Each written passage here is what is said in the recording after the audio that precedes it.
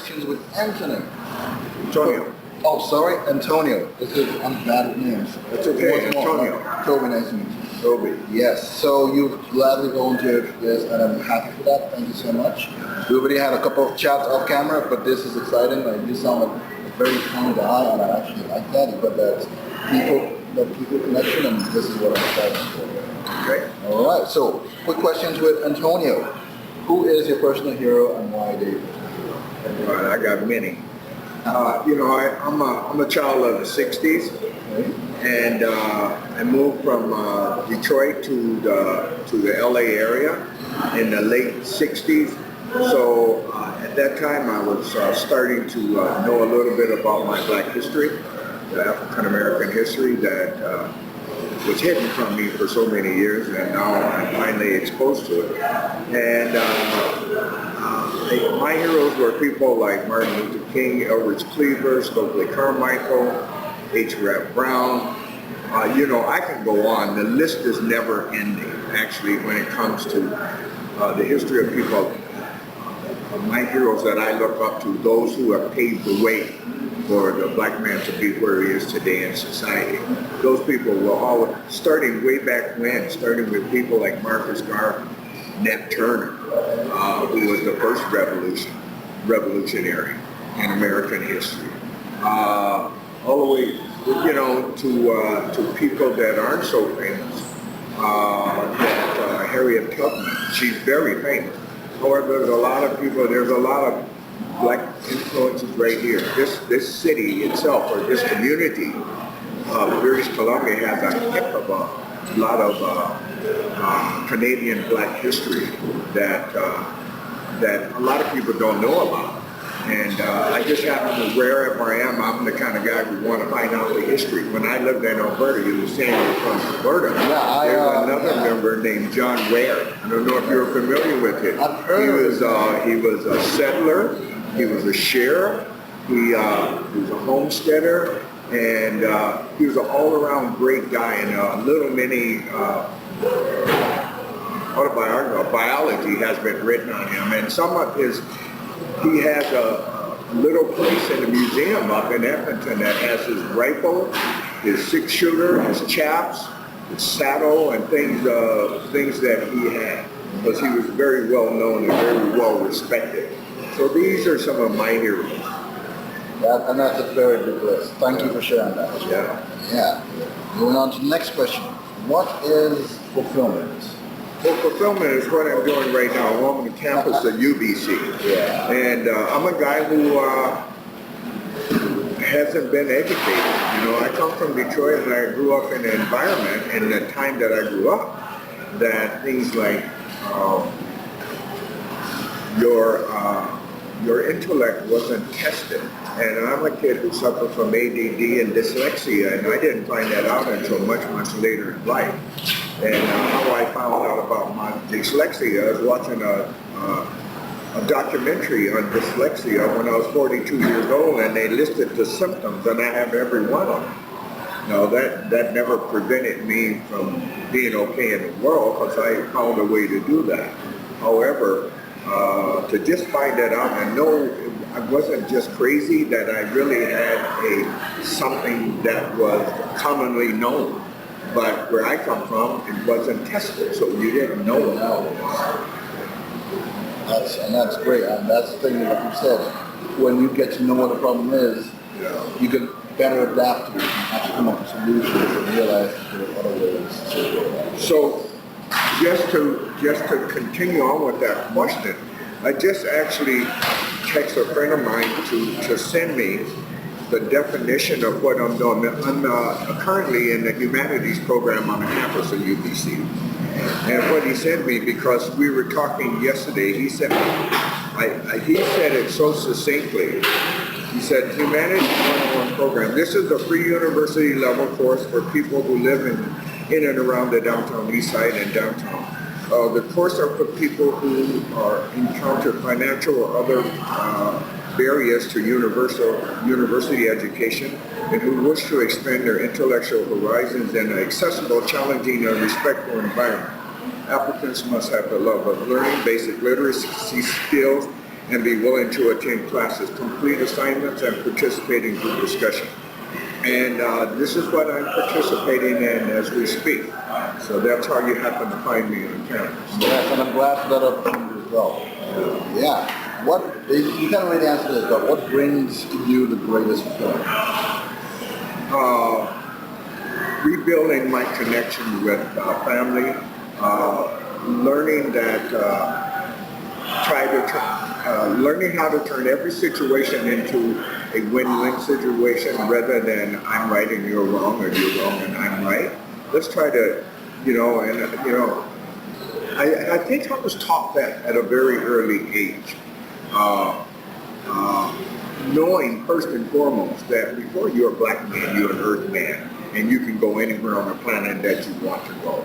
And don't let anybody tell you that you can't. I think that was instilled in me at a very early age. And that's what I took with me, even with the little education that I had. I still was able to find my way in life and to be very successful at a lot of things. Like that. Before you're anything, you're an earth. That's a very simple quote.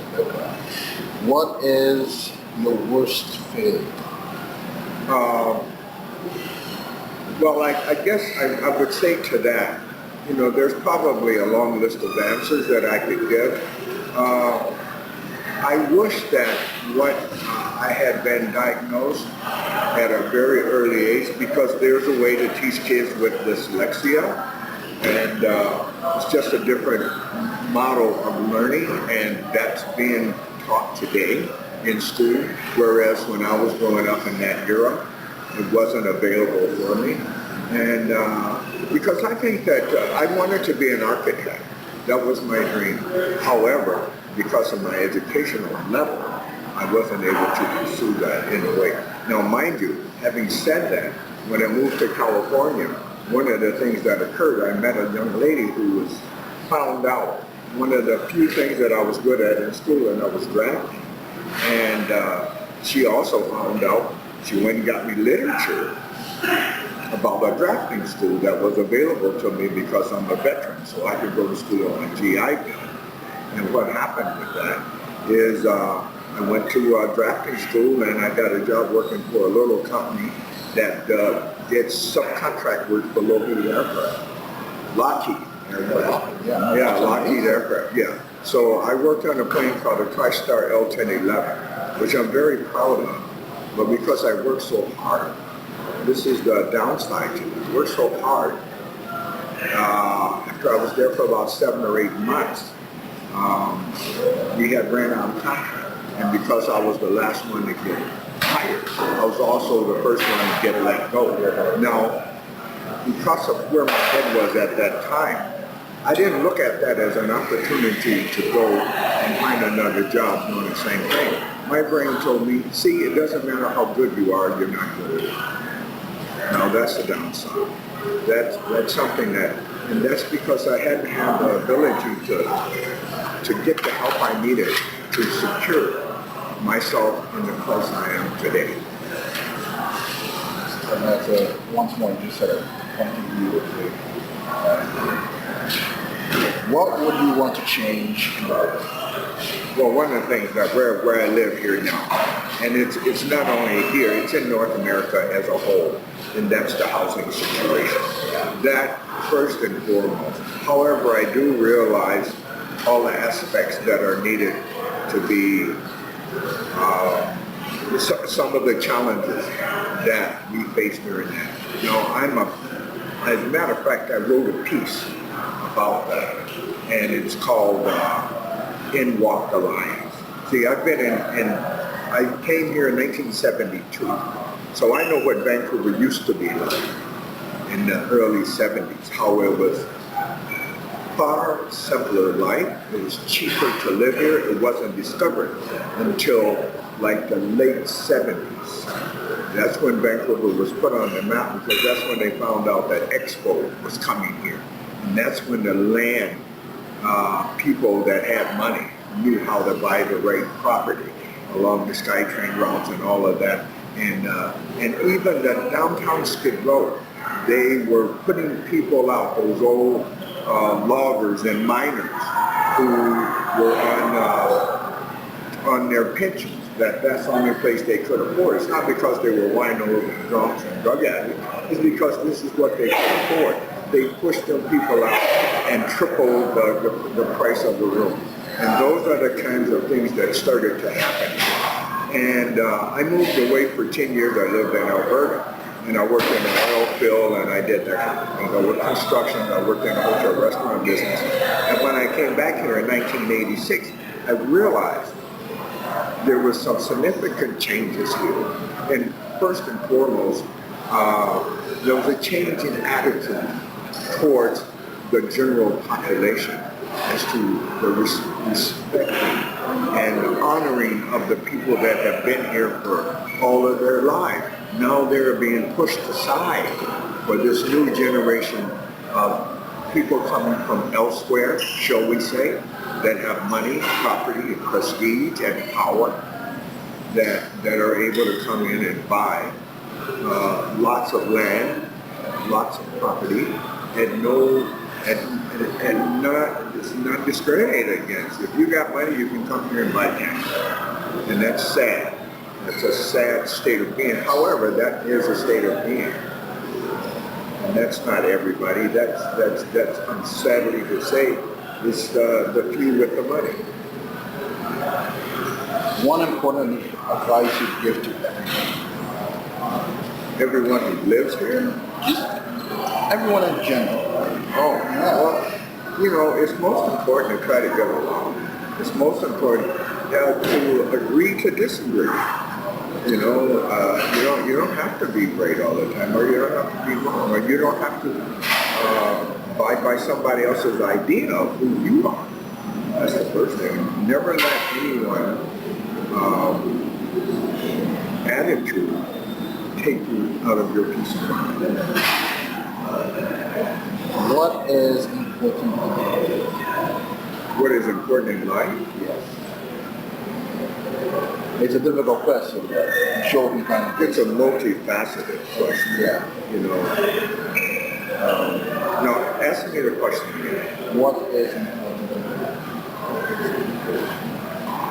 Health. Having sustainability. Family. Family. I would say family is first and foremost.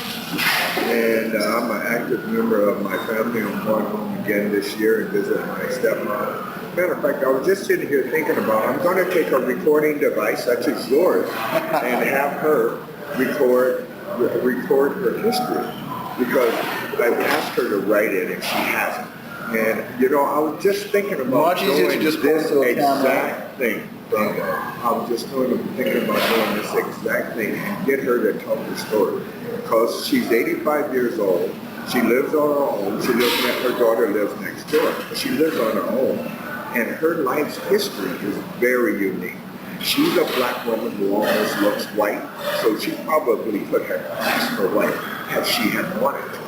But where I come from, most black people are mixed with Caucasian, most of us, or First Nation. There's First Nation, there's Spanish in my family, there's African, and there's so we're a multitude, you know.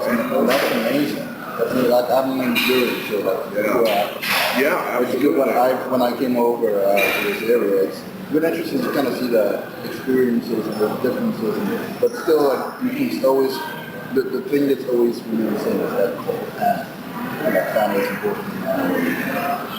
Yeah. What got you out of bed this morning? Well, just the fact that I woke up and I was breathing air. You know, I got another day to be of service to God and His kids. You know, I'm 72. I'm retired.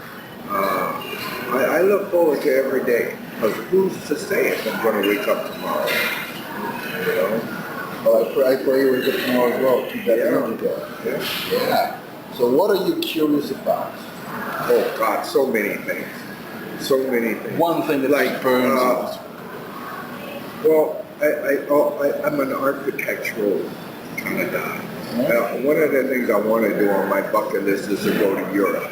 That's just for the architectural aspect of going to Europe and the people.